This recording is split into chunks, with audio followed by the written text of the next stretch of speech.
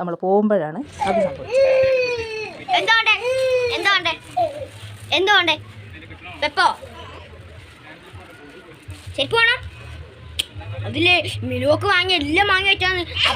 ലാമി അമ്പിലും വില്ലിലും എടുക്കുന്നില്ല കേട്ടോ.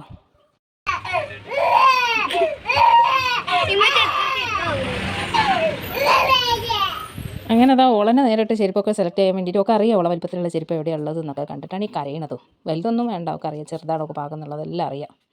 അങ്ങനെ എന്തായാലും വേറെ നിവൃത്തിയില്ല, അവിടെ നിന്ന് പോരണ്ടേ, ചെരുപ്പ് വാങ്ങാൻ തീരുമാനിച്ചു. ഈ ചെരുപ്പ് എനിക്ക് നല്ല ഇഷ്ടമായിരുന്നു കേട്ടോ. പക്ഷേ അത് ലാമിൻ്റെ കാലം കുറച്ച് വലിപ്പം കുറവായിപ്പോയി, അതുകൊണ്ട് നമ്മൾ എടുത്തില്ല, വേറെ നോക്കിട്ടോ.